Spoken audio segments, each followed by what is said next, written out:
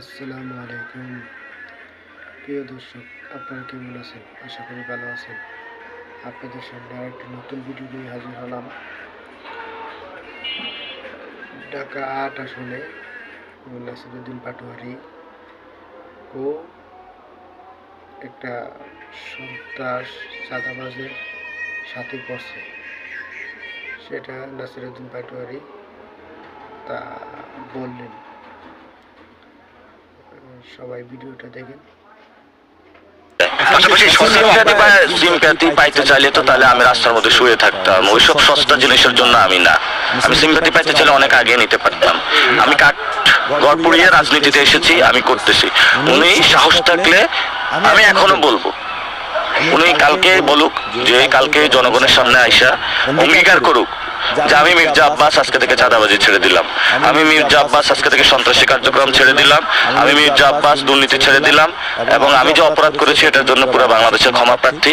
এবং সাথে সাথে যারা আমার কাছে টাকা পয়সা পাবেন আমি সবাই বাংলাদেশের রাষ্ট্রীয় কোষাগারে দান করবো, আপনাদের দিয়ে দিব। আলহামদুলিল্লাহ, ওনার সাথে তখন বুক মেলাবো। সন্ত্রাস থাকাকালীন, চাঁদাবাজ থাকাকালীন কোনো কম্প্রোমাইজ হবে না। এটা শুধু মির্জা আব্বাস না, ৩০০ আসনে তারেক রহমান এইসব গডফাদারদের দিয়েছে। কমিশনার কাইয়ুম কি ভালো লোক? স্বদেশ প্রপার্টিজদের দখল করছে। এই যে সাদেক হোসেনের কোকা, কালকে এক মহিলা আমার কাছে এসে কান্না করতেছে, ৭ জন টিচারকে ওই স্কুল থেকে তারা বের করে দিয়েছে। এই যে কোকা পুত্র জমিদার, এই যে কি জানো ওনার নাম, বেয়াদব একটা ঈশ্বর। এই যে তারা বেয়াদবিগুলো মানুষের সাথে করতেছে। এই যে রবিউল খুনের মামলার আসামি, চারিদিকে তাকায় দেখি সন্ত্রাসে ভরা, কোন জায়গায় যায় এসে পড়ছি। এখন আফগানিস্তানে যখন কেউ অ্যাসাইনমেন্টে আসে, সে আইসা দেখে কোন জায়গায় যে পা দিলে মাইন, আমি হলে এই অবস্থায় আছি।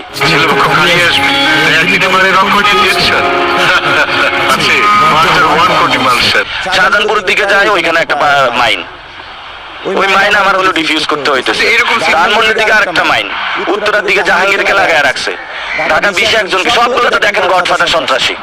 এখন বলছে উনি প্ল্যান করে আসছে। কি প্ল্যান? যেখানে হলো লিচু গাছ আছে ওই জায়গায় লাগাবে, যেখানে আম গাছ আছে ওইটা লাগাবে। আরেক জায়গায় হলে কি করছে, যেখানে মেডিকেল বিশ্ববিদ্যালয় আছে ওইখানে করবে, ওটার উপরে আরেকটা করবে। তো কয়েকদিন পরে ঘোষণা দিবে যে বিএনপি যেটা আছে আরেকটা বিএনপি প্রতিষ্ঠা করা লাগবে। সেটা এখন বলবো? তাহলে একটু প্রচার করেন। আমি তো বলি প্রচার করে না। সেটা হলো আমরা ৮ দফা ইশতেহার দিয়েছিলাম। আমরা প্রথম দফা রেখেছিলাম শহীদ ওসমান হাদিবের হত্যাকাণ্ডের বিচার। আমরা ইনভেস্টিগেশন বডিগুলোকে শক্তিশালী করব, কমিশন গঠন করব, বিচারালয়কে স্বাধীন করব, আন্তর্জাতিক কমিউনিটিকে নিয়ে, বাংলাদেশের মানুষকে নিয়ে শক্ত একটা অবস্থানের মাধ্যমে আমরা হত্যাকাণ্ডের বিচার করব। ১ নম্বর। ২ নম্বর বিষয় হলো এখানে চাঁদাবাজ মাদক সন্ত্রাসের একটা স্বর্গভূমিতে পরিণত হয়ে গেছে, এটা ক্লিন করব, মাদক মুক্ত করব, আমরা এলাকা চাঁদাবাজ সন্ত্রাস মুক্ত করব। ৩ নম্বর হলো এখানে অনেক স্বাস্থ্য ব্যবস্থা দুর্বল অবস্থায় আছে। মহিলাদের স্বাস্থ্য ব্যবস্থা পায় না, বাচ্চাদের স্বাস্থ্য ব্যবস্থা পায় না। আমরা এখানে সর্বজনীন স্বাস্থ্য ব্যবস্থা গড়ে তুলব, এবং উইথ দ্য অ্যাফোর্ডেবিলিটি, অর্থাৎ আপনার আছে ল্যাবরেটরি যাবেন এটা হবে না, আপনার ক্রয় ক্ষমতার মধ্যে তো থাকতে হবে। আমরা এখানে বেকার নেশা ভর্তি বাণিজ্য বন্ধ করব। আমরা বলেছি এখানে সকলের জন্য শিক্ষা উইথ অ্যাফোর্ডেবিলিটি, উইদাউট এনি বাণিজ্য এবং দখলদারিত্ব ছাড়া এখানে শিক্ষা ব্যবস্থা গড়ে তুলব।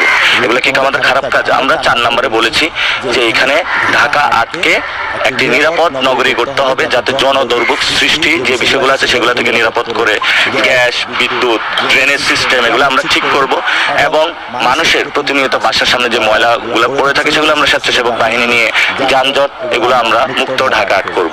আমরা সাথে সাথে বলেছি যে জনতার যিনি এমপি হবে ঢাকা ৮-এ, উনি জনতার এমপি হবেন, অর্থাৎ উনি কোনো জমিদার থাকবেন, উনি জনগণের মধ্যে থাকবেন, কথা বলবেন। এবং পাটোয়ারি একটা .com থাকবে, যেখানে আপনারা আমাকে জিজ্ঞেস করতে পারবেন, হটলাইন থাকবে, জিজ্ঞেস করতে পারবেন, অফিসে এসে বলতে পারবেন এই বাচ্চা তুমি এটা করো না কেন, আমি বলবো ঠিক আছে আব্বা আমি করতেছি, খালাকে বলবো খালা আমি এটা করতেছি, দাদাকে বলবো দাদা আমি এটা করতেছি। পাবেন আপা, পাবেন, 100% পাবেন। গণ অভ্যুত্থানে করে পাইছেন না, 100% পাবেন। নাসিরউদ্দিন পাটোয়ারি একদম মাটির মানুষ, এখন যেভাবে পাইছেন ইনশাল্লাহ ভবিষ্যতে পাইবেন। আমার মধ্যে কোনো পরিবর্তন, আমি খুবই সহজ সরল ছেলে, স্পষ্ট কথা বলি, এতে কারো মাথা গরম হয়ে যায়, কিন্তু আমি স্পষ্ট কথা বলি, খুবই সহজ সরল ছেলে। এবং আপনারা আমার সাথে এতদিন ক্যাম্পেইনও দেখেছেন, আমার মধ্যে কোনো রাগ টাগ নাই, এবং আমি যাদের সাথে মিশেছি প্রত্যেকটা লোক এই কথাটা বলবে, আমি কোনো রাগ টাগ রাখি না, আমার মধ্যে কোনো কমপ্লেক্সিটি নাই। আমি রাজনীতি করতে এসেছি, ভিতরে এক কথা বলবো, বাহিরে এক কথা বলবো, আমি এটাতে না, যা সত্য সেটা বলবো, যা মিথ্যা মিথ্যাটা মানুষের সামনে প্রকাশ করে দিব। যদি ভিডিওটা ভালো লাগে লাইক, শেয়ার, কমেন্ট করে জানাবেন, আর এরকম নতুন কোনো ভিডিও পেতে চ্যানেলটা সাবস্ক্রাইব করবেন। সবাই ভালো থাকবেন, আল্লাহ হাফিজ।